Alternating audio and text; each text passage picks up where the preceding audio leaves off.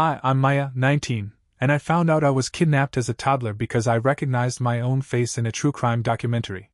It happened on a Thursday night in my dorm room. I was procrastinating on a psych paper, scrolling Netflix like usual, when a new Docuseries popped up called The Nowhere Children.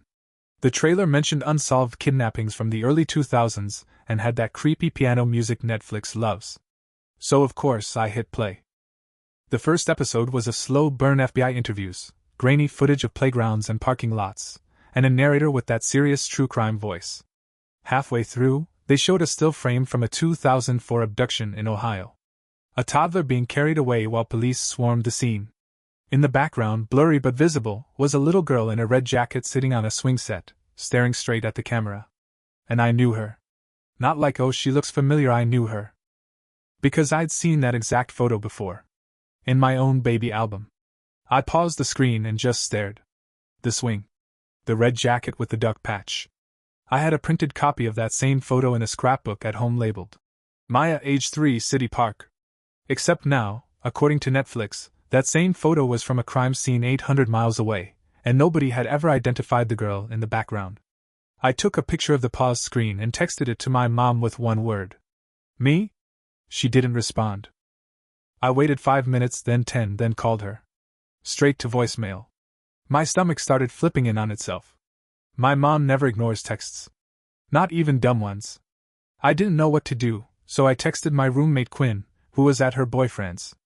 Hey! Can you come back like now? Something's freaking me out. She replied instantly. On my way. By the time she got back, I was pacing with my laptop screen still frozen on the little red jacket girl. I showed her the baby album photo and the screen cap side by side. Okay, Quinn said slowly. That's you. That's definitely you. Right? But how is that possible? I didn't have an answer. The only thing I could think to do was email the production company.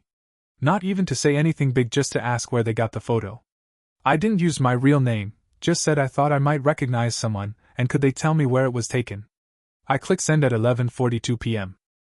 By 6:12 the next morning, 2 men in dark suits were waiting outside my dorm building asking for me by full name. Quinn called me from the front desk, whispering frantically. They're saying they're with the Department of Justice. Maya, what the hell is going on? I didn't know. But I had a sinking feeling I was about to find out. The taller of the two agents introduced himself as Special Agent Donner, and showed me a badge so fast I barely registered it. The other guy never said a word, just watched me with that expressionless federal face I'd only ever seen in movies. They didn't come up to my room. They asked me to come with them. I haven't done anything, I said, my voice way too high for 7 in the morning. This isn't about something you've done, Agent Donner said. It's about something that was done to you. Which is possibly the creepiest sentence I've ever heard before coffee. I refused to get in their black government car, which, yeah, very cliché, but I agreed to walk with them to the nearby campus security office. It felt safer, like they couldn't just kidnap me again in front of a bored student worker eating a bagel. Inside the security office, they closed the door and Agent Donner pulled out a thick manila folder. This is going to sound insane, he said, but we need you to keep an open mind. And we need you to look at some photos. He opened the folder, and the first thing I saw was the Netflix screenshot. The same one I'd sent my mom. Except this version wasn't blurry. This was high-res, full-frame, like someone had gone back to the source footage. It was definitely me. I looked up at him and said, Okay, what the hell is going on? Agent Donner didn't answer immediately. He just flipped to the next photo. This one showed a missing child poster. Blonde toddler, green eyes. Name, Kendra Lively. Age 3. Last seen, Dayton, Ohio, 2004. Quinn had followed us into the room and let out a quiet, Wait, and I whispered, That's me. Agent Donner nodded once. We think so. I actually laughed. Like out loud. Because it was too ridiculous not to. My name is Maya Patel. I've lived in New Jersey my whole life. I have baby pictures. Medical records. You think I'm some kidnapped kid from Ohio? Agent Donner calmly pulled out another document. A birth certificate. For Kendra Lively. I scanned the page and immediately saw the date matched mine exactly. Then he placed another birth certificate next to it. Mine. Only it wasn't mine. Not really. Because the signatures were identical to the first one. Same handwriting. Same pen. Same mistakes. Your documents were forged, he said gently. I wanted to throw up. The silent agent finally spoke for the first time. You've never had a social security number registered before age 4. No immunization records before that. First dental record was age 5. All school files start in kindergarten. No pre-K, no daycare. It's a classic pattern. You're saying, my parents faked everything? Donner said. We're saying they may not be your parents. I was shaking. I felt like my body wasn't mine. Quinn touched my arm, but it barely registered. And then it got worse. Agent Donner looked me straight in the eye and said, your photo wasn't just seen by us. The Netflix documentary is global. Someone else recognized you yesterday. Someone very dangerous. That's why we're here. To keep you alive. Wait, what? Who? We don't know yet, he said. But your dorm Wi-Fi activity and your email to the production company were flagged by our cyber team. 15 minutes later, someone accessed sealed case files connected to the Lively abduction. Files only accessible through restricted law enforcement databases. So you're saying someone inside the system? Someone who shouldn't have that access. Which means, Maya, this isn't just a cold case anymore. And then he closed the folder, leaned forward, and said, we need to relocate you. Now. They wouldn't let me go back to my dorm. Not even to grab my charger. Agent Donner made a call, and 10 minutes later, a black SUV pulled up outside the campus security building. I was officially being extracted. Which is a word I never want to hear about myself again. Quinn tried to follow, but they stopped her at the door. I gave her one last look over my shoulder and mouthed, I'll text you, even though I had no idea if I'd ever see my phone again, let alone my roommate. We drove in silence for the first 10 minutes. I sat in the back between both agents like a flight risk. Or maybe a target. I couldn't tell which was worse. Agent Donner finally broke the silence. The production company has confirmed you as the unidentified child in the footage. They're cooperating with our investigation now. That's how we knew to come get you. I stared out the window. So you're telling me my parents are criminals? I'm telling you, he said carefully, that they may have acquired you illegally. We're still piecing it together. You could have been trafficked, adopted under the table, or part of a custody dispute that escalated into abduction. I felt like I was going to pass out. My entire body was pins and needles. We pulled into an underground parking garage. Concrete walls, cameras everywhere. A man in a blazer was waiting near the elevator with a clipboard. He looked at me like I was radioactive. I asked where we were. Agent Donner just said, a secure field office. The elevator opened into a white hallway that looked exactly like a hospital or a prison. I couldn't decide which was more comforting. A woman in her 40s with cropped gray hair stepped forward and introduced herself as Agent Lucia Rivera. She shook my hand and didn't smile. We're moving fast because someone else is, she said. Sit. She motioned to a small room that looked like an interrogation cell, complete with bolted-down chairs and a giant mirror I was sure was two-way. I sat. They showed me more photos. The ones that changed everything. Not of me but of my parents. At least, the people I thought were my parents. There they were, in 2006, standing outside a courthouse in Oregon under completely different names, Joseph and Annalise Thompson. The same people who raised me, photographed holding hands, with another child. A girl around 2 years old. Definitely not me. Rivera pointed to the date. That photo was taken 8 months after Kendra Lively was abducted. That girl's name is Emily Thompson. Their biological daughter. I shook my head. No. That can't be. I'm Maya Patel? She cut in. That name doesn't exist before 2007. Not in any legal system. You weren't adopted through any state agency. Your social security number was filed through a shell nonprofit that doesn't exist anymore. I felt my entire body go cold. So where's Emily now? Agent Rivera exchanged a glance with Donner. And then she said something I'll never forget. She died. In a car accident. 2 weeks before your first medical record appears. I stared at her, not understanding. My mouth opened but nothing came out. Agent Donner filled the silence. We believe your parents lost their daughter, panicked, and used black market contacts to acquire a child who looked close enough in age and appearance to pass as Emily. You. I wanted to scream. To deny it. But it explained everything. Why I never had baby photos before age 3. Why my parents always got weird when I asked about my toddler years. Why I'd never met any extended family, even at holidays. Agent Rivera leaned forward. You were taken from your real family, Maya. And someone out there knows. I asked the only question I could manage. What happens now? Her answer? Now we find out who sold you. Before they find you again, they didn't even let me call my parents. I asked twice. The first time, Agent Rivera ignored me. The second time, she just said, You're not safe until we know who they are and what they're willing to do. What they're willing to do? They tucked me into a temporary safe house by that evening. A beige apartment with blackout curtains, 1 bedroom, no windows that opened, and a panic button on the wall next to the microwave. The kind of place that feels sterile no matter how long you sit on the couch. They brought me dinner in a plastic bag Subway, which felt deeply inappropriate under the circumstances, and gave me a burner phone with 2 numbers programmed into it, Rivera and Donner. I didn't eat. I just sat in the corner and stared at my hands like they might fall off if I blinked. I kept trying to make it make sense. My parents were good people. My mom color-coded her spice rack. My dad volunteered at the library. We used to bake muffins on Sundays. They didn't feel like the kind of people who'd buy a child off the black market. But if I wasn't their daughter, then who was I? Rivera came back around 9 p.m. She didn't knock. She just used a key. She had a laptop under her arm and an expression like someone about to deliver bad news. She sat across from me at the table and opened a file. Your biological parents, Evan and Talia Lively, were located this afternoon. They live in Vermont. They filed dozens of appeals to keep the case open after your abduction, but it was declared cold in 2012. She turned the laptop toward me. A family photo. There was no mistaking it.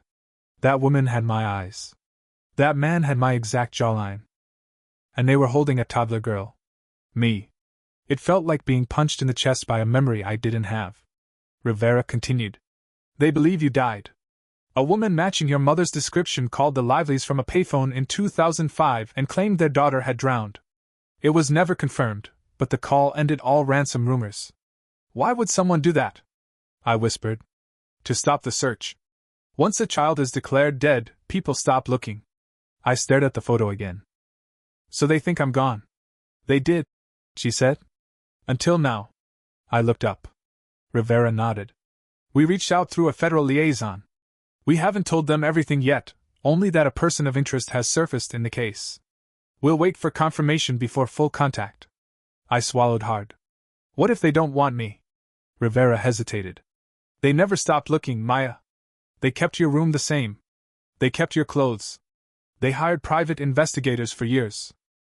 I don't think that's the kind of grief that disappears. I wiped my eyes and nodded. Then she said something that made my blood run cold. The bigger problem right now is that someone else has accessed your case file again. This morning. From a secure terminal in New York. Whoever it is, they're moving faster than we are. She slid over a photo. Surveillance footage. A man in a ball cap standing in front of my dorm building. Timestamp, 2 hours after I was extracted. Agent Rivera stared at me hard. Does he look familiar? I looked again.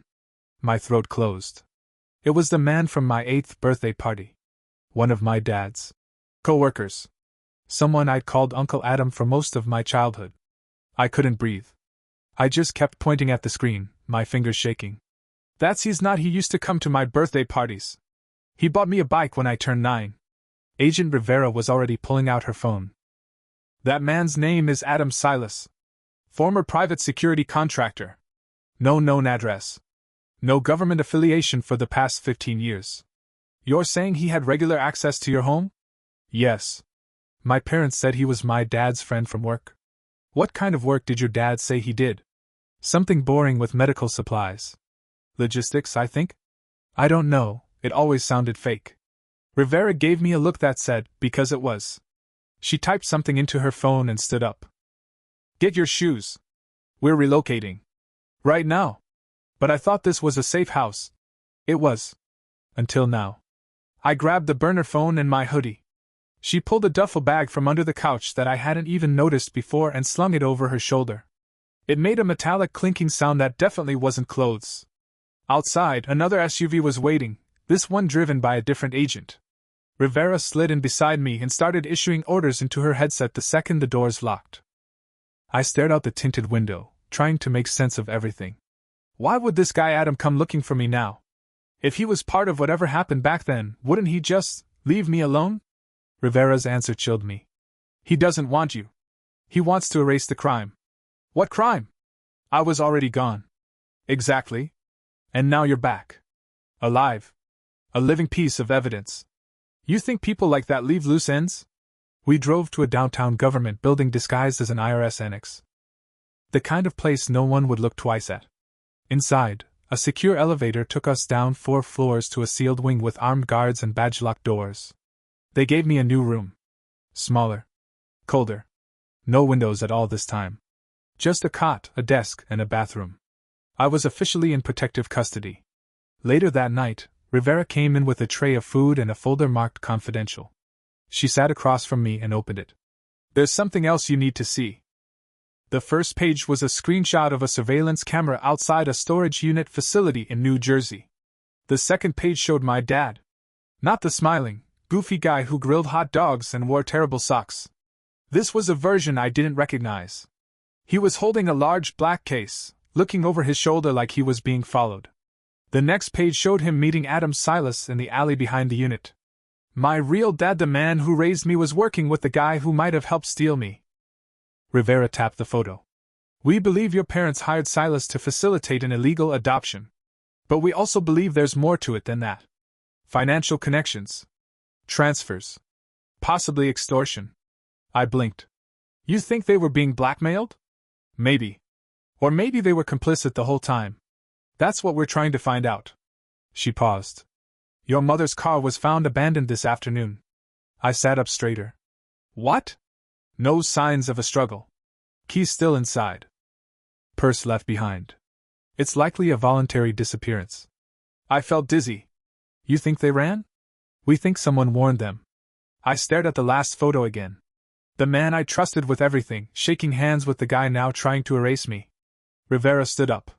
We need to find your birth parents before they do. I gripped the edge of the table. Then let's go. We flew out of Newark under fake names the next morning.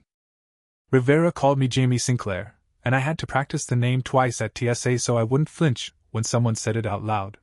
The only reason I didn't break down in the middle of the airport was because I knew where we were going, Vermont. To meet the people who used to be my parents. The flight was short, but it felt like years. I stared out the window the whole time, trying to imagine what they were like now. Would they even recognize me? Would I recognize them? Rivera stayed silent beside me the entire trip. Until the descent. When we arrive, we're going to a federal safe site first.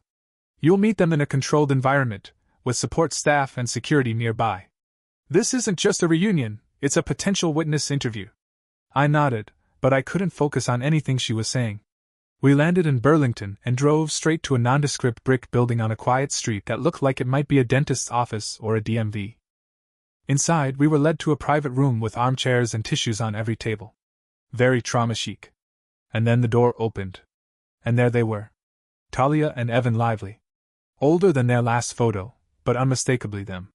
My real mother gasped the second she saw me, and her hand flew to her mouth. My real father just stood there frozen, like someone had unplugged him. Nobody spoke for a full 10 seconds. Then Talia whispered, Kendra? I blinked. It was the first time anyone had said it to me out loud. I nodded. She crossed the room in 3 steps and hugged me so hard I couldn't breathe. Her shoulders shook against mine as she sobbed into my hair. Evan came up slower, like he didn't want to spook me, and placed a hand on my shoulder. His eyes were red. I knew you were alive, he said. And for the first time in 24 hours, I believed it too. They didn't try to overwhelm me. They just sat with me, told me stories about my first words. Banana. Apparently, my favorite toy, a stuffed cat named Waffles, and how I used to sing the Sesame Street theme song at full volume in the car. I didn't remember any of it. But hearing it made something loosen in my chest. Eventually, Rivera stepped in with questions. About who they suspected back then. About the adoption network they'd heard whispers of. About any names they remembered. That's when Talia said something strange. There was a woman who called us twice. Not the one who said you drowned. Another woman. She had a voice like a smoker and said she worked for an agency that helped match grieving parents with solution-based adoptions. Did she give a name? Rivera asked. Talia shook her head. No, but she mentioned New Jersey. Said most of her families were East Coast based. Rivera's eyes narrowed. Then Evan added, We tried to trace the number. It was a burner. We handed it to the local police. But the call logs disappeared when the case went federal. Rivera's face went still. After the interview, she pulled me aside. We have a lead. That woman wasn't in any of the original files we reviewed. But if she was part of a larger ring, she might still be active. And she knows who I am. I said. Rivera nodded. And she's not the only one. Because when we returned to the safe house that evening, there was an envelope taped to the front door. No return address. No postage. Inside was a single photo. Of me. Taken yesterday. Outside the Burlington airport. And on the back, written in sharp black ink. Should have stayed dead. Rivera snapped into motion the second she saw the photo. Get inside. Now.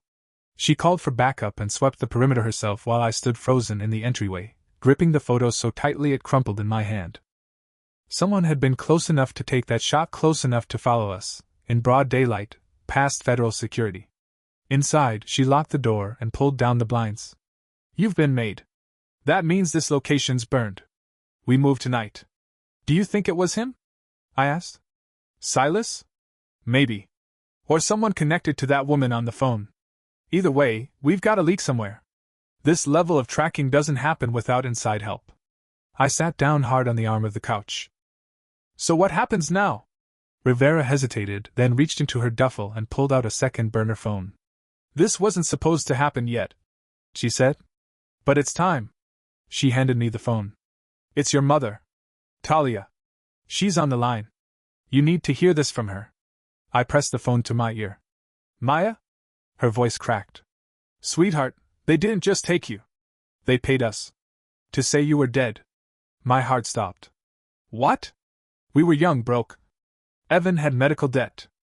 They promised you'd go to a family who'd give you a better life. They said we could never go public or you'd be taken out of the country and never found again. I felt like I'd been punched in the throat. You sold me? No. We didn't know it was real. We thought it was. She choked on her words. We thought it was legal. We didn't think we'd lose you. I dropped the phone. Rivera caught it before it hit the floor. Her face was unreadable. But mine wasn't. Everything I believed was burning down again. They relocated me that night. New state, new alias, new safe house again. I watched Rivera load weapons into a tactical bag like it was second nature, and I didn't even flinch this time. That's who I was now. The girl who flinched after the bullets. I haven't heard from my parents. The ones who raised me or the ones who gave me away. Both sets are broken in different ways. Rivera told me the FBI is building a case against the old adoption ring. Silas disappeared. No credit cards, no digital footprint. But someone spotted him 3 states over, and they're closing in. They still don't know who leaked our flight info. But they're working on it. I go by Lena Grayson now. I'm enrolled in online college under federal supervision. I use a government-issued laptop that locks up if I try to Google anything personal. My burner phone gets replaced every 10 days. I sleep with a panic button under my pillow. And sometimes I still wake up in the middle of the night thinking about that photo from the documentary. The girl in the red jacket, sitting alone on the swing, watching something terrible happen behind her. I realize now. She was watching her entire life disappear. And she had no idea. But I do now. And I'm never looking away again.